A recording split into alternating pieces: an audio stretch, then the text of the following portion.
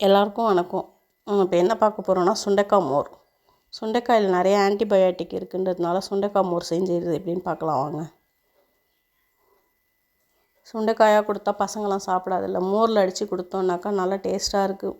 சுண்டைக்காய் போட்டிருக்கோமானே தெரியாது பசங்களுக்கு, அந்த அளவுக்கு இருக்குது. அதுக்கு என்னென்ன தேவைன்னு பார்க்கலாம் வாங்க.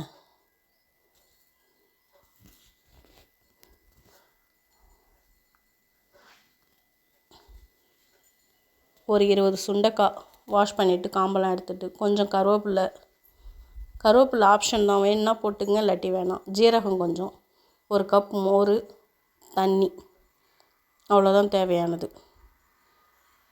சுண்டைக்காயை எடுத்து மிக்ஸி கப்பில் போட்டுக்கலாம். கருவேப்பிலை அயனன்றதுனால கருவேப்பிலை 20 சுண்டைக்காய் தான் இருக்கும், அதை போட்டுக்குங்க. கொஞ்சமாக கருவேப்பிலை வேணுன்னா போட்டுக்குங்க, இல்லாட்டி வேணாட்டி விட்டுறலாம். எனக்கு வேணுன்றதுனால நான் போட்டிருக்கேன். கொஞ்சமாக சின்ன ஜீரகம்,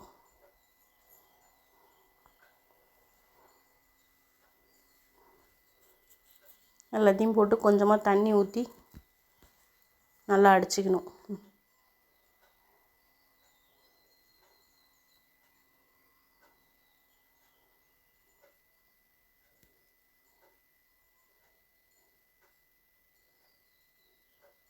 அடித்து வடிகட்டி எடுத்துக்கலாம். கருவேப்பிலை போட்டிருக்கிறதுனால வடிகட்டிக்கலாம், திப்பி திப்பியாக இருக்கும். கருவேப்பிலை போடாட்டி அப்படியே நம்ம எடுத்துக்கலாம் வடிகட்டாமையே. 1 கப்பு மோர் அதிலே ஊற்றிடணும். கொஞ்சமாக உப்பு போட்டுக்குங்க. நல்லா கலந்துட்டு குடிச்சிட வேண்டியது தான். வெயிலுக்கு நல்லா இருக்குது. வயிற்றில் இருக்க பூச்சிலாம் சாகும். பசி எடுக்குது நல்லா. பசங்களுக்கெல்லாம் கொடுத்தீங்கன்னா ஜில்லுன்னு குடிச்சிருவாங்க அவங்க. கருவேப்பிலை போடாமல் கொடுத்தீங்கன்னா அதில் சுண்டைக்காய் போட்டிருக்கீங்கன்னு தெரியாது வடிகட்டி. கருவேப்பிலைக்கு பதிலாக நம்ம ஒரு துண்டு இஞ்சி சேர்த்துக்கலாம், நல்லா இருக்கும் டேஸ்ட்டு.